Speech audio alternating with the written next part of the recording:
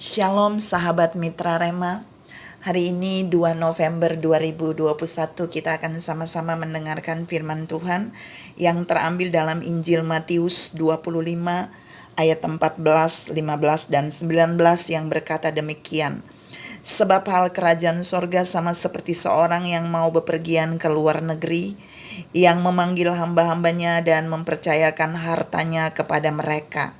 Yang seorang diberikannya 5 talenta, yang seorang lagi 2, dan yang seorang lain lagi 1, masing-masing menurut kesanggupannya. Lalu ia berangkat. Lama sesudah itu pulanglah tuan hamba-hamba itu lalu mengadakan perhitungan dengan mereka.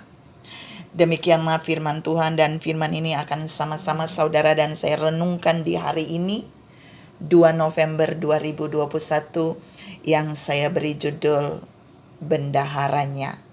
Saudara yang saya kasihi dalam Tuhan Yesus Kristus, bagian ayat yang saya baca tadi adalah sebenarnya perikop tentang perumpamaan tentang talenta.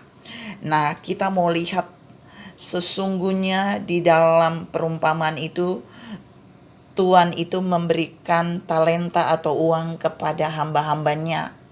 Kalau seorang hamba dipercayakan uang, itu ditulisnya harta saudara. Tapi talenta itu sebenarnya uang. Uang beneran, bukan harta. Uang, sejumlah uang kalau dirupiahkan 1 talenta itu jumlahnya sangat banyak. Dan ternyata setiap orang yang dipercayakan Tuhan keuangan, dialah adalah bendahara. Ini bendaharanya Tuhan. Setiap saudara dan saya pasti dipercayakan sejumlah uang, bukan? Itu tandanya saudara dan saya juga adalah bendaharanya.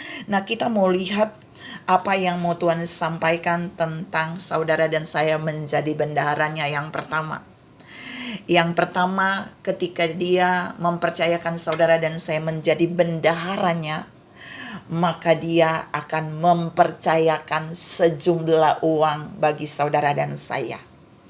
Apakah sudah? Saya katakan sudah. Bukankah selama bertahun-tahun ketika saudara dan saya ada di muka bumi ini, ada banyak keuangan yang Tuhan percayakan bagi kita secara pribadi. Ada banyak berkat keuangan yang Tuhan limpahkan dalam kehidupan pribadi saudara dan saya. Dalam berbagai hal, di setiap hal ada sejumlah uang yang dipercayakan bagi saudara dan saya, entah tiap minggu, entah tiap bulan, atau entah tiap tahun. Yang jelas setiap kita dipercayakan Tuhan sejumlah uang. Itu tandanya kita adalah bendaharanya. Yang kedua, ketika Tuhan itu mempercayakan kita sejumlah uang sebagai bendaharanya, yang kedua, saudara dan saya akan mendapatkan jumlah uang yang dipercayakannya kepada kita sesuai dengan kesanggupan kita.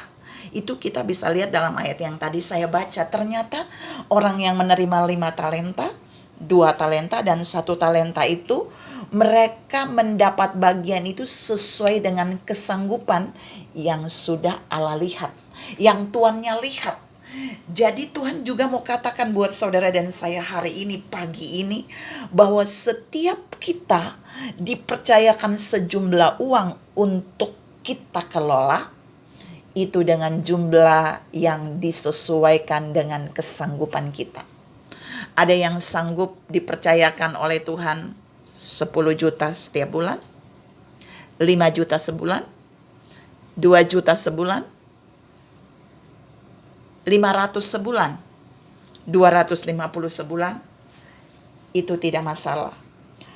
Yang jelas, berapapun uang yang Tuhan percayakan bagi saudara dan saya, itu sudah diukur kesanggupan kita. Karena itu kita tidak boleh iri dengan bendahara yang dipercayakan Tuhan jumlah yang besar, atau bendahara dengan jumlah yang sedang, atau bendahara dengan jumlah yang kecil. Berapapun yang Tuhan percayakan bagi saudara dan saya, kita harus bersyukur karena itu sudah ditakar sesuai kesanggupan kita. Yang ketiga, ketika Tuhan mempercayakan kita menjadi bendaharanya, ketika Tuhan memberikan sejumlah uang bagi kita untuk kita kelola, Alkitab berkata Tuhan itu akan pergi lama dan dia akan datang. Dan yang ketiga, dia akan membuat perhitungan dengan hamba-hambanya yang tadi dipercayakan talenta. Sama, dia juga akan membuat perhitungan dengan saudara dan saya. Dalam perhitungan itu, Tuhan itu mau hamba-hamba yang dia percayakan uangnya itu, Tuhan itu mau bendahara yang dia percayakan uang itu memberikan keuntungan bagi dia dan kerajaannya. Yang 2 talenta dan yang 5 talenta itu dia mengelolanya dengan memberikan keuntungan bagi Tuhan itu. Dan kemudian Tuhan itu mempercayakan yang lebih besar lagi bagi mereka. Khusus yang 5 talenta, dia mengelolanya menjadi 10 talenta, dia dipercayakan lebih besar lagi. Tapi yang punya 1 talenta, bertahun-tahun Tuhan itu datang dan ternyata 1 talenta itu tidak bertambah, hanya tetap 1 talenta. Ibaratnya kalau Tuhan itu mempercayakan dia 5 juta rupiah, ternyata bertahun-tahun Tuhan itu datang, uangnya tetap jadi 5 juta, enggak bertambah. Dia tidak mengelolanya, dia tidak mengerjakan uang itu dengan baik. Ingat, di bagian ini mengelola itu bukan menjadi rentenir ya. Dia mengelola itu, ini kalau saudara baca baik-baik, seharusnya dikelola itu untuk berbisnis. Kalau dia membuat itu menjadi bisnis, maka dia akan mengalami keuntungan. Dia membeli barang, dia menjual dan mendapat keuntungan. Jika dia menyimpannya bertahun-tahun sebelum Tuhan itu datang, pasti ada keuntungan. Jadi mengelola dengan benar, mengelola dengan baik, dan memberikan keuntungan bagi kerajaan Allah, itu yang Tuhan mau. Sehingga yang 5 talenta tadi dapat 10 talenta, 2 kali lipat kan saudara. Saudara yang saya kasih dalam Tuhan Yesus Kristus, Tuhan yang sama juga mau katakan buat saudara dan saya, berapapun keuangan yang dia percayakan di tangan saudara dan saya, mungkin itu sedikit, mungkin itu sedang, mungkin itu banyak, tapi itu sudah disesuaikan dengan kesanggupan kita. Mari kita kelola itu dengan baik, kelola itu dengan benar, dan buat itu menguntungkan kerajaan Allah. Buat itu menguntungkan Tuhan yang menyerahkan keuangan itu bagi kita.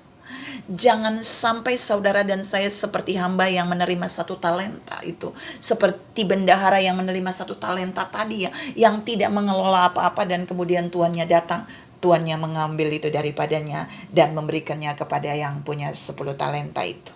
Saudara yang saya kasih dalam Tuhan Yesus Kristus, firman hari ini mau mengajar saudara dan saya bahwa kita semua memang adalah bendaharanya. Tapi apakah kita adalah bendahara yang menguntungkan kerajaan Allah? Apakah kita adalah bendahara yang dapat mengelola keuangan Tuhan dengan baik dan benar, sehingga ketika Tuhan bertemu dengan kita suatu hari nanti dan dia membuat perhitungan, apakah kita benar-benar memberikan keuntungan bagi dia dengan keuangan yang dipercayakannya bagi kita selama kita menjadi bendaharanya di bumi? Jawaban itu dapat saudara dan saya jawab sendiri.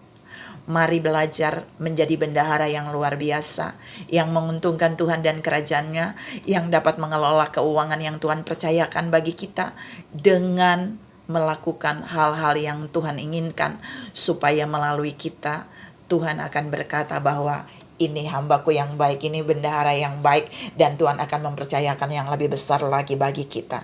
Tuhan memberkati saudara berlimpah. Salam menjadi bendaharanya yang menguntungkan kerajaannya. Amin.